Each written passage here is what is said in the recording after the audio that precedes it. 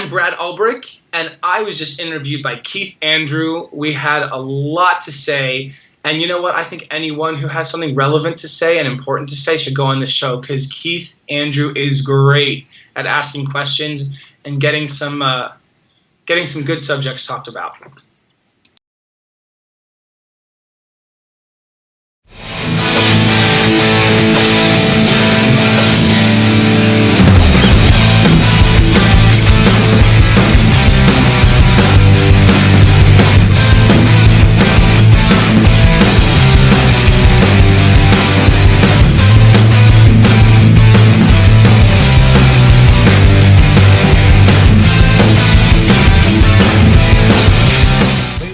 You're watching the Keith Andrew Network. This is episode 654.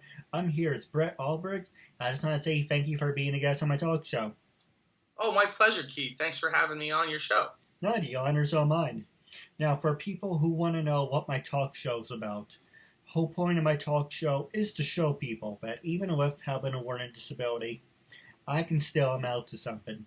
And at the same time, I'm able to turn myself into an example for people out there dealing with any types of learning disabilities and disabilities to never give up and prove people wrong. Prove to them that labels do not dictate who you are and who you're going to be. Is to prove to them you can still amount to something. So hashtag break the labels. So that being said, half hour of your time, you say anything you want, curse if you want to, but you know it's PG-13. But you do have that in between there. But with that being said, for people who want to know who Brad Ulbrich is, you are a professional actor, professional writer, and a fitness instructor. So the very first thing I want to ask you is, and hint about the show is about disabilities. So every time I ask you a subject, we're going to throw a disability question in there. So the first question I was going to ask you is, how's wife growing up, and how you doing with the self-quarantine? Well, those are two very different questions. I'll answer the easier one first. The quarantine, as an actor and a instructor, I mean, both careers are kind of on stall right now. I won't go too far into it because I'll, make your audience as depressed as they shouldn't be. But, we'll get through this, of course. But growing up, this was, so I think the reason I'm here is because I have epilepsy, which can be a pretty difficult condition for many. And for me, I developed it when I was 14 years old. And the seizures that I started having were grand mal seizures. They were pretty severe. The first one lasted 15 minutes. And so I don't know who's listening to the show, but for people who don't know, seizures, just a bunch of brain misfires from your brain to all the rest of your body. And it can be particularly damaging for some. Anyway, after that, I would go to the neurologist. That was my monthly thing. I didn't really have a regular practicing, PCP. I had a neurologist that I went to. And for me, I was one of the lucky ones because I had, good health insurance that covered the neurologist, and he was able to put me on a medicine that suppressed my seizures. I can go more into it a little bit because this isn't just me talking for a half hour, but I do remember growing up having this. I could go on and on about it, but I'll try to make it brief. I did have seizures here and there throughout high school, but because of the situation I was in, I lived in the suburbs. I didn't have to take public transportation. I was always around an environment that could take care of me. My friends took me to the hospital when I needed it, and my insurance covered it, and the medicine that I was on, eventually they figured out how to suppress it, so I stopped having them. But one thing I'll say is when I went to the neurologist, every time I went there, my heart broke for people who weren't as fortunate as I was, because I saw people with the same condition I had in wheelchairs or with, helmets over their heads because they never knew when they were going to have a seizure and they didn't know where they would be. It was like a cushioned helmet. So I was able to function because of the fortunate circumstances I was in. So it wasn't as difficult as it might have been for some, at least in the big scheme. There were other things that I had to deal with and still do deal with, and I can talk about that more later if you want. No, absolutely. And with everything that you've accomplished by overcoming that big obstacle, especially having a disability and having seizures, do you think that you are an inspiration for people with disabilities? And do you think that you accomplished a lot in your life? And are you satisfied? Well, here's something. I don't know about an inspiration. It's not like I talk about having had epilepsy. Also, as far as, unfortunately, epilepsy goes, there's not much people know about it. Unfortunately, as far as being an inspiration, I don't know who around me has a condition to be inspired by my situation.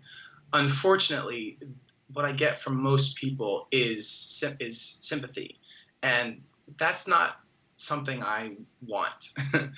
I don't know about anybody else, but it's not like anybody needs to say, I'm so sorry. That doesn't do anything, and it's not something I need. And what I like to think is that I've functioned very well as a result. I was in honors in high school and college. I actually, one of my majors was psychology, and I learned, I never knew this, people who have the conditions I've had don't generally reach the levels that I was able to reach, academically, I'll say. Also, something I've realized, and there's not really anything that can be done about it. I have some form of cognitive obstacle and I know it's a result of what's going on here because it never was a problem in grade school.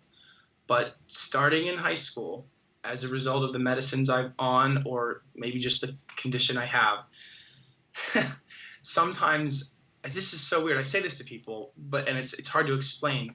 Sometimes I can't talk. I'll be talking, as when we talk, the thoughts are in our head and they instantly come out of our mouth. Some have less of a filter than others, but I'll be talking and then all of a sudden it'll stop and I'll know what I want to say, but I can't keep going.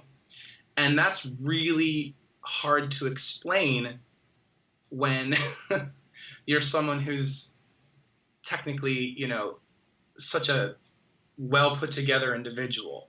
And so I would always make up like I had to sneeze or like a cough. Sometimes I can put a few words together that have nothing to do with my thoughts that I'm trying to put out.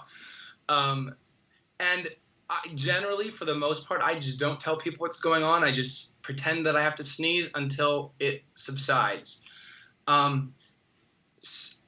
that, to me, I've been so blessed that if I'm on camera or filming something, it doesn't, because I think it's because I'm reciting something that I wasn't thinking. I'm saying something that has been prepared, even if I prepared it, even if I wrote it. So it's a different type of cognitive use. And I think as an actor and a writer, it's perfect. Because like you can be someone. I don't know if anyone's ever seen the movie Once Upon a Time in Hollywood. Have you seen it, Andrew? I heard of it. I never seen it. Because that might be a good inspiration for some people, because I wouldn't call a stutter a learning disability per se, but it certainly is some kind of a disability. And so the lead actor, Leonardo DiCaprio, has a pretty not great stutter, and he does first off, he does a very good job of portraying it without doing it cartoonishly. But when he's on camera, it could be. Some people would put it off. I actually had to play someone with a stutter in a film once, and I think I did a good job of it. Anyway, but when you're on camera, the issue that you have about like with talking and thinking, it doesn't really affect you. And I think now that I'm thinking about it, I couldn't be more blessed in that type of a situation. On the other end, and I'm sorry to keep talking, as a group fitness instructor, however, because I do teach classes, there have been times I'll be in the front of the class and I am teaching.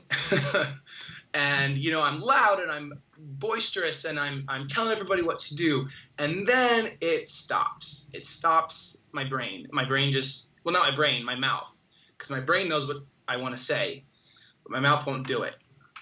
And so I just kind of have to keep going with my body and not my mouth. And I am sure that the members probably think I'm just tired and want to stop talking. So maybe I get away with it. I don't know. I think I'm embarrassed about it every time it happens. But since it does happen, like it's not like it's only happened a couple times.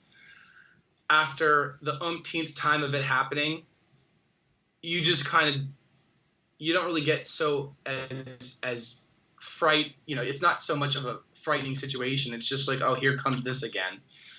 And it's not like it's in the middle of some huge meeting that I'm leading and, you know, 12 CEOs are paying attention to every word I'm saying. So as far as obstacles go, you know, there could be worse, but they still happen and I just deal with it as best I can. Anyway. No, absolutely. I do have some great ideas I want to talk to you about off the air, but you actually brought it up. What inspired you to be a fitness instructor? Well, you know, it's, I mean, I don't want to lie. It's something that I kind of fell into, but I'm pretty great at it. Just going to pat myself on the back for that one. I've always been someone who liked to dance. I always went to hip hop classes. You know, as long as I've been going to the gym, I would go to their hip hop classes. And then I went to the gym one day and their hip hop class was terrible. It was like a while back and I was like, God, this is a terrible hip hop class. And then I went, you know, and then I'd go for a good part of a year and try to see if there was a different instructor. And then eventually there was, but it was a substitute. And I was said, well, what happened to the other? And they said, he quit. We need a new instructor. And I said, oh my gosh, well, what do you have to do to get that? And so someone gave me the certification class schedule, and I went through all the motions to get that. I became a hip hop instructor. It didn't take very long at all. And then they liked me. So I was really just doing it to teach hip hop like twice a week. They liked me so much that after like a month, they said, what else can you teach? Can you teach this class? Can you teach, there's all these different, like, can you teach Zumba? Can you teach cardio weights? Can you teach X, Y, you know? They got me teaching all sorts of classes because the members were, again, I hate patting myself on the back, but the members were pretty happy with my energy and attitude.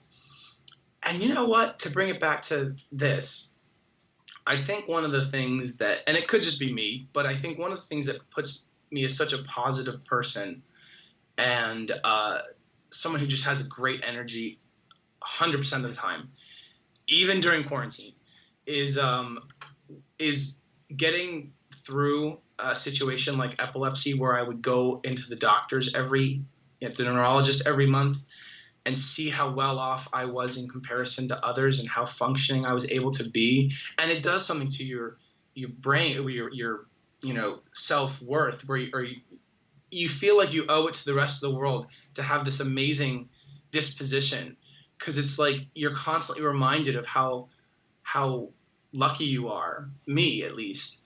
And even though I have, you know, obstacles and challenges, I just persevere through every single one of them, because it's like, you know what? I don't have to deal with the kind of like padded helmets, or like literally there are people that have had seizures that made them completely, like, I wouldn't say paralyzed, but debilitated. They're in a wheelchair and they can barely move. And I would say to the doctor, I mean, I was 14, so I was kind of curious and not afraid to ask. I would say, what are those other people out there for? And they said, well, they have seizures too, but their seizures affect them much more intensely. And I would just think, holy Jiminy, like, there are people that have seizures that can't walk or move, and then I'm walking around dancing and being, and so that type of positivity has just guided me through my entire life. And so I think that's what sort of, it's innate, it's instinctive, and it shows up in every class I teach.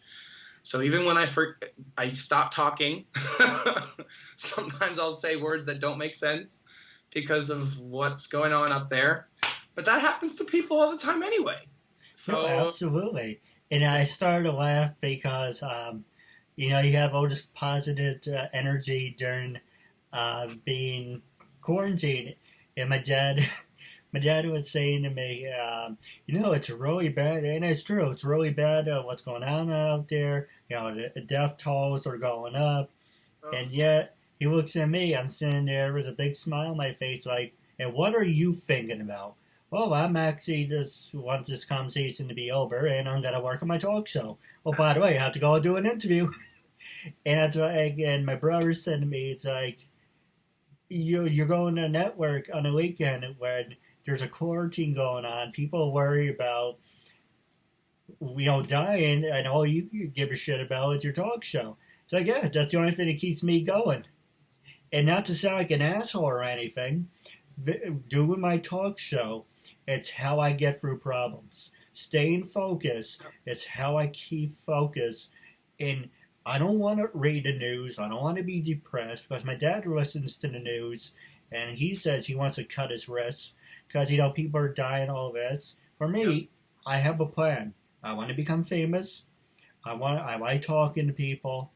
I have ADD. I have ADHD. So I constantly need to be doing something. I can't sit there and stare out the window and being depressed. I need to get up and move. So I'm kind of like the Energizer Bunny. I'm like the I can't speak. I'm like the Energizer Bunny without a brain. Yeah. Well, you don't need a battery. You just have your own positive. Yeah, I get it. I actually made a video the other day on YouTube. It's called the Disney Quarantine Medley, and it was just me doing parodies of Disney songs about staying home.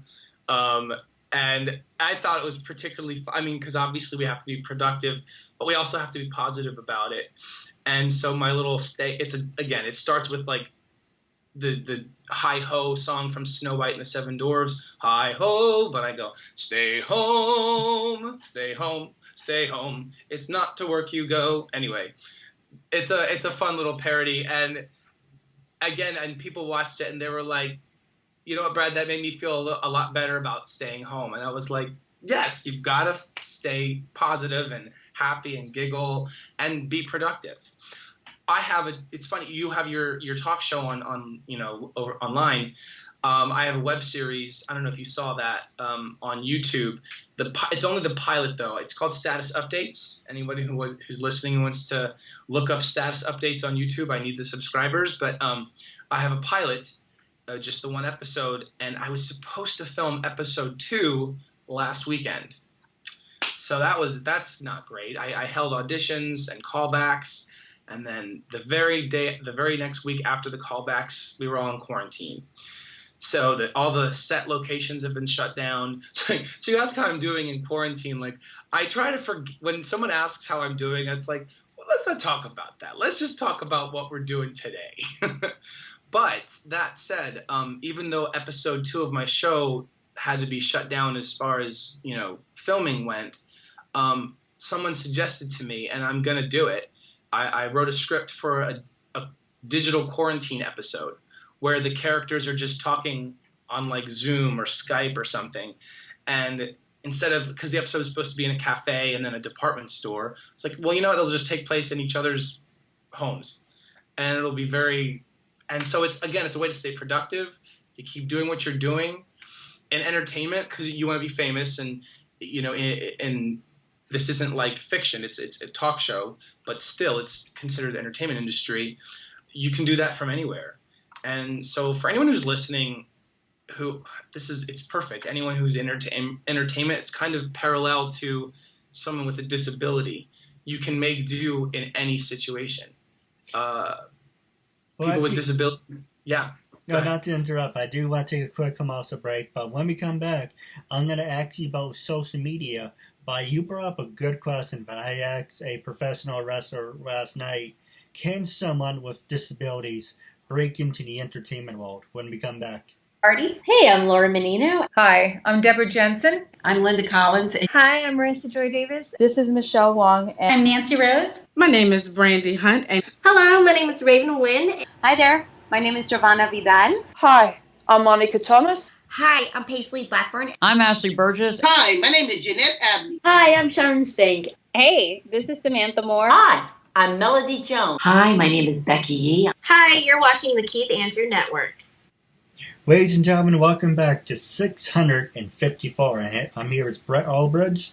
And now, before we took that commercial break, you brought up a good question, but I asked yesterday to a professional wrestler who works in the entertainment business, can someone with learning disabilities break into the entertainment business? Now, I have asked this recently to a couple actors, and now I'm reaching out to professional wrestlers.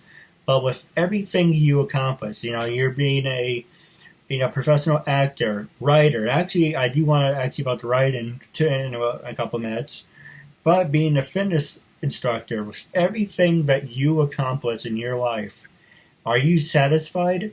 Or are you trying to reach the next stage in your life? Well, that second part of the question, I don't think anyone's ever satisfied. I think everyone's always moving forward. Even though it's tough during this quarantine, everyone just wants to keep reaching further and further and going higher and higher. So yeah, I'm never going to be satisfied. That's just the truth. But as far as being able to make it in the entertainment industry, if you have a disability, the answer is there are many who have. It's a matter of how you handle it. I don't want to give too many examples because I don't think it's my position to talk about other celebrities or actors. I know actors who aren't celebrities who have disabilities, but nobody listening would know them. So I only mention celebrities because there are working actors and directors in the entertainment industry who have various disabilities. People who are bipolar, who are dyslexic. They just don't go around talking about it because it's not because they don't want to be an inspiration. It's because it evokes sympathy from the audiences. And they think, oh, poor you. And unfortunately, it doesn't become a marketable person. If you're an actor, or a director even, and you're seen or talked about as someone with that type of situation, then it's not like they think you can't do something. You just become a victim, sort of. And so it's something that they don't talk about often. They don't it's not like they're closeted about it. They'll have an interview here and there, but it's a respectful understanding that it's not a constant interview subject. And I think that's actually it's helpful, but it's also not helpful because if it were talked about more, I think then it wouldn't get so stigmatized. Because it should be not normalized. It's not like something we should aspire for. It's not like, congratulations, you have epilepsy. But, it's the kind of thing where if it were talked about more, then people listening could be like, oh my gosh, look how much they're achieving. But unfortunately, we're not there yet. So since people, the general public would go, oh no. I think, again, I almost said the name. I don't want to say the name of a celebrity, but you can look them up who have bipolar. Oh, that person is bipolar. Next time I watch their movie, that's all I'm going to think about, And so that's unfortunate. But so it's it's a respectful, refraining from that subject. Sorry, I'm kind of going on a tangent here. Point is, there are a lot of working, highly successful people in the entertainment industry who have various disabilities, but there are some that it affected them and they're just unable to continue on with their career. And I don't know why. Certain people, it just gets the better of them and they don't become functional on set. Yeah, I agree. And there's actually a wrestler who gave me a video message a couple years ago. And she told me, I can relate to you because I do have a disability as well. And she's a WWE wrestler. And there's people who, Jackie Chan, he can't read. I don't know if that's really a disability, But Jackie Chan can't read a script, and he can't read Chinese, but he can add a web. And there's an actor from Hawaii Five-0 who has a disability. But if these guys can do it, there's absolutely why you can't and I can't do that as well. Yeah. I think it's the kind of thing where you have to figure out how to it's people always say, oh, living with whatever situation, living with whatever condition. And I don't think it should be called like living with. I think it should be called like succeeding with, because we can achieve practically anything. It's just a matter of, maneuvering your brain and your functioning in order to do it. So. No, absolutely. And then the last subject I do want to talk to you about, and then I'll pass the show over to you, is you mentioned you were a writer. Are you interested in being a ghostwriter and write somebody's book?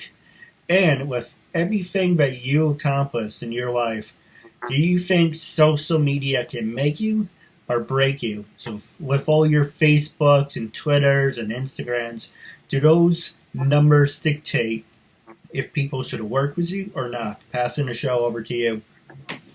Well, I don't think I could be a ghostwriter for someone unless it was someone that I was friends with and couldn't someone who I knew. Okay, so I actually could be a ghostwriter for someone if they needed that kind of help. I know that there are people that are like big deal famous people who get a book deal, but they're in no position to write anything because that's just not their type of, so they need a ghostwriter. And that's initially what I was thinking of when you said, would you be a ghostwriter? And it's like, I don't want to ghostwrite for a book for someone who doesn't have any, who thinks they have something important to say, but can't, like a famous person, like a, Playboy model who got a reality show and now people are giving a book deal to, and so they'll think they need a ghostwriter for her, and it's like a pass. But I guess when you think about it in a way that like someone has an important story to tell, but just needs the assistance with writing it, that's pretty much that's like the exact definition of what screenwriters are, because it's almost like, because when you write scripts, you might not be the one who says them on screen. When there's so many cooks in that kitchen, the director, the actor, cinematographer. So the script writer is just one element of that storytelling. So when it comes to ghostwriting, if it's for someone who has that story already but needs the ghostwriter, so to speak, that's just one element of the storytelling. And that's something that I think any writer should be okay with. It's not even okay with. It should be like, that's part of writing. So that's to answer that question. But then social media, can it make or break you? Well, I don't think it could ever break anyone unless you write or say something on social media that is so controversial that it gets you banned. It wouldn't break you unless you do something stupid, but it can make you. It can totally. I mean, it's I don't love that that's the case, because there are a lot of people that are only famous on because of social media. They call it Instagram celebrities or YouTube famous, and that. But it's a tool. It's what gets you mass exposure the easiest, and it is very tricky. It's very challenging. It's almost like you have to luck out. You can have some amazing content and have it go nowhere. You can have like the stupidest content and have it just randomly got picked up by some person who noticed and shared it. Like you'll see something there's literally a video on YouTube that has, I think, millions of views, and it's of paint drying. It's literally paint drying, and people just want to click on it because it's something stupid to click on. there are Instagram pages of like, I don't know, you look up a hashtag like cats eating Twinkies or something, and there will be an Instagram page for something that dumb. So my point is that, yeah, Instagram or social media can make you, and it can be a really good tool, but it's also a tool for the very mundane and banal. So, you know, it can, you can have the most amazing content and have it go nowhere. Like I'll post something that is completely stupid, like a little line, because as a writer, I don't like to post pictures as much as I like to post statements. And so I'll post a statement that I think is ridiculous, and then it gets like all this attention. And then I'll post like a really thoughtful paragraph, and like 3 people like it. And so it's like, you just gotta pick the right thing to say. Also, one thing about someone who has a disability getting into social media, do research beforehand, because it's hard for anyone. And especially if there are issues about your disability that make it challenging to focus. If you know what you need to do before you go to do it, like if you know, have to think, especially if you're ADHD or something and you're all about scheduling, like on my phone, I have alerts because I've programmed it into my calendar when to tweet, when to post, when to, and it's marketing. I didn't go to school for marketing, but it's marketing.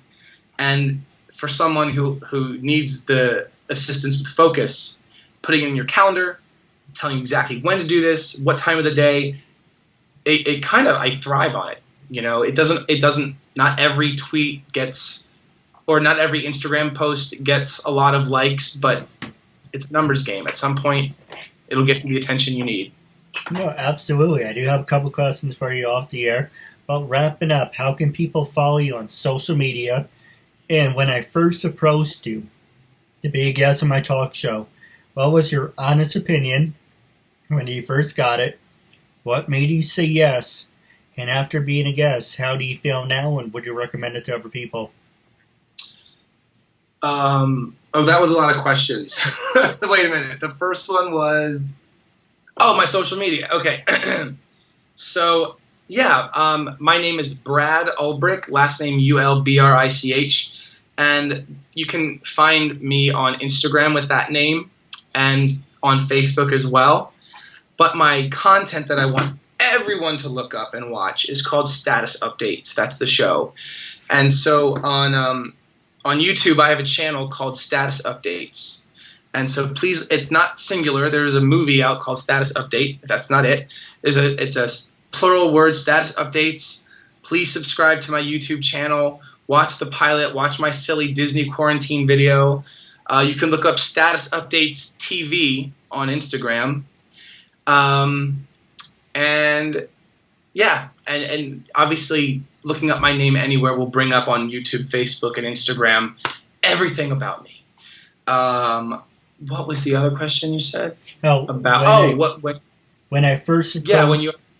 No, go ahead. Yeah. Well, I mean, you approached me on LinkedIn, which is a professional job website for anyone, and it's one of those things where because I do have my fingers dipped in a lot of pies, I wanted to know, well, what am I going to be, what's going to be talked about? And you mentioned my entertainment career, and I just wanted to be sure that that's what this was, because I've been reached out to before from people who, for other reasons, and I won't go into it, but it wasn't legitimate. And then when I saw what this was, and then you sent me that form, I was thinking, okay, so this, for A of all, this guy's legit. B of all, this guy's got something really important to say. And it took me all of 5 seconds to realize that, like, everyone you ask should be on your show. Now, only because I have friends that have done talk shows, and I was in one of my other majors was mass media. I was going to work in journalism. I'm always uber careful as to far as, like, if any of these talk shows are gotcha talk shows, not because that's what it comes across like, but my brain just goes there with everything. Like you agree to something, and then all of a sudden you're doing something else. But no, you're exactly what you said you were. But you never know. Someone could be saying that they're one thing, and then there's something completely different. But you're exactly what you pitch yourself as, and you're putting the conversations out there about talking about succeeding with any kind of physical or cognitive disability. And I would just say to anyone who you ask to go on the show, just as many people as possible who have something relevant to say. No, absolutely. And I don't just interview people with disabilities. A lot of people like to get the idea, it's like, oh, you're the guy who interviews people with disabilities. It's like, well, I'll rephrase that. I'm turning myself into an example to show you, look at what I'm able to accomplish, because I have ADD, ADHD, I'm on the spectrum of being retarded, I read and learn at a 5th grade level, I have a hard time holding down a job, I'm socially awkward, it's hard to focus, but I'm showing you with all that BS that people say and I was labeled all my life, look at what I'm able to accomplish. So I'm turning myself into an example, saying if I can do it, you can do it too. And yes, I interviewed actors, actresses, models, CEOs, professional wrestlers, people with disabilities, people without learning disabilities. If I find you very interested and I like you, I will extend my hand to you in friendship and say, you know what, I like to make a new friend, and I would like to give you an opportunity. No one ever gave me opportunities, so I want to be remembered as the guy who gave other people the same opportunities that they never had. So it's a normal conversation. So when people automatically say, oh, I'm doing a talk show host for people with disabilities, and they're like, huh, that's really interesting. But why are you coming to me? I don't have a disability. I don't have anything to offer you. It's like you're missing the point. Yeah. The point is by having you on the show, you're supporting me and you're supporting the message. Yeah. And so, a lot of people like to overlook that fact. Eddie, what'd you say? A lot of people like to overlook that fact. Oh, yeah. Well, that's what I just think. Like I said, it's great for anyone who has something relevant to say to come on your show, because yes, we need to support each other, but also you want to have an interview with someone who has something poignant to offer, and I think even though I agree it's not great to have a show that limits itself to only interviewing people with disabilities. I do like that that can become part of a topic at different times. So, no, I mean, again, part of entertainment, you always have to find your gimmick, find your niche. And once you've made it into that niche or that gimmick, then you expand, you broaden yourself. I'm not going to tell you what my particular gimmick I've been told I have to fall as far as an actor goes. I hate it. But they say once you make it into that niche, then you can broaden yourself out. And I'm like, fine, whatever.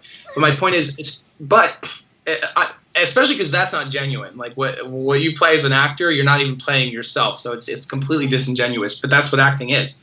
It's not all biographical. But as far as talk shows and interviews, it is very genuine because you're being you when you talk. And even though all of your guests don't have to be people who have certain disabilities, I think bringing people on who at least have something pertinent to say in that situation, like, I was raised by a mother, or I worked in an environment or my, sister was, whatever, or I went to a school with something where people have another perspective on that situation. And I think it's always, because if you just interview anybody, that's like basically now you're the Ellen DeGeneres show. Right. But you can't quite get there, to start off. It's good to have some kind of, one sort of thematic constant. And I think this is a good one. Like I've not seen this type of like niche before, and I think it's important for anyone to come on if they have something relevant to say.